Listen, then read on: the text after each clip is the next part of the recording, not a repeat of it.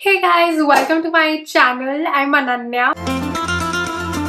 If you're new here, please subscribe. If you have trouble while managing your time, don't worry, you're not alone. In this video, I compare some really easy and efficient tips and tricks that will help you to manage your time effectively and take back control of your schedule and get more done.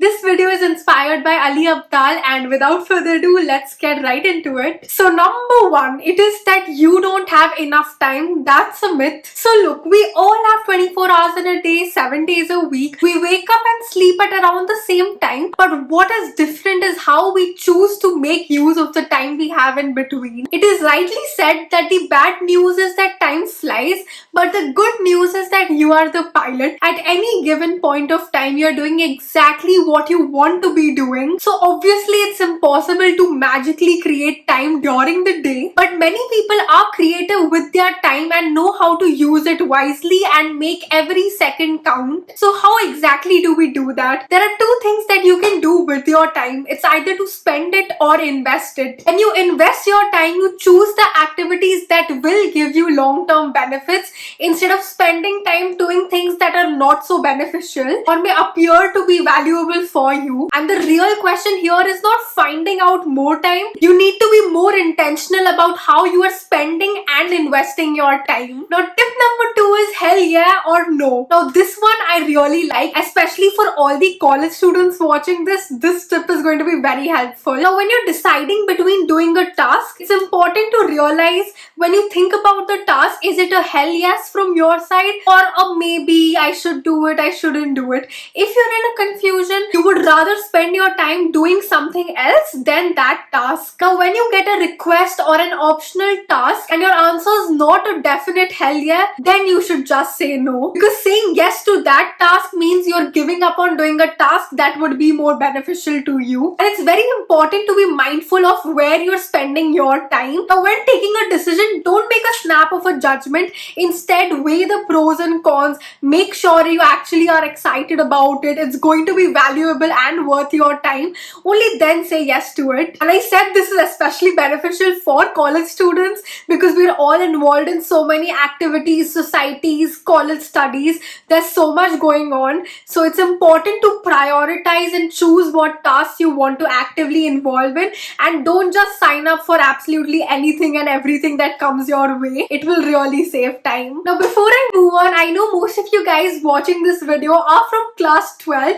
and I hope you all are managing your time well between board exams, entrance exams, leisure time and whatnot. But to help you out with your class 12 preparation, I want to let you know about Oswal Gurukul's 36 sample question papers books for CBSE class 12 students giving the term 2 exam for the commerce stream. This book contains all the subjects for the term 2 examination, that is English, accounts, economics, business studies, physical education and maths, and you can learn effectively by practicing these sample papers that are divided subject wise. All the questions in this book are based strictly according to the syllabus released by CBSE, and it covers the entire syllabus for the term 2 exam. The questions are based on the new sample question paper pattern released by CBSE in January, and this book includes an exhaustive range of subjective questions from NCERT, NCERT exemplar, and even very short and long answers. It includes the fully solved sample question papers released by CBSE in January, which are extremely important to practice. It has all commerce subject combined papers for your best practice and also has detailed expert solutions for your better understanding. So yeah, what are you guys waiting for? Make your class 12 preparation better by using this book.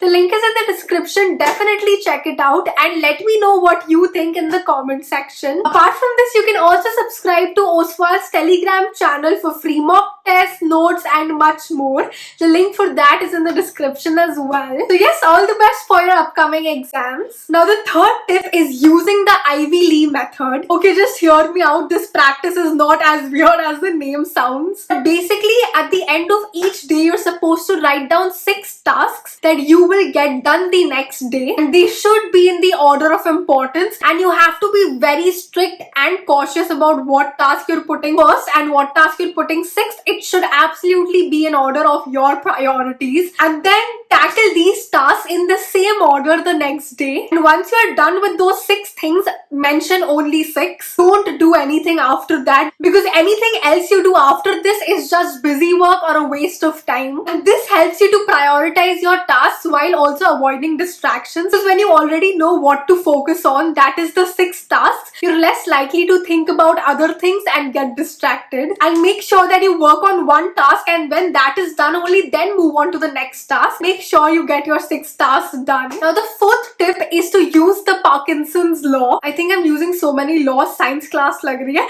But anyway, this is actually very important and helpful. So basically the idea of the Parkinsons Law is that work expands so as to fill the time available for its completion. And it's basically an observation of how people respond to deadlines. Now to explain this better, let's say you have to write a research paper. If you give yourself 10 days, you will complete it in 10 days. But instead, if you give yourself just 2 hours, you will make sure that you get it done within those 2 hours itself. So basically, the more time you give to a task, the longer it's going to take you to get it done. Now it's important when you're working with Parkinson's Law to have external deadlines to motivate yourself. Now obviously the deadline can be real or just a fake one, but a deadline is important because it will force you to get the things done. Now the fifth tip is to set a daily highlight for the day. Now at the start of each day or even the night before, make sure that you set a task as the highlight, which means that you will accomplish it that day. Now it can be something as small as getting your assignment done, or something as big as completing 5 chapters,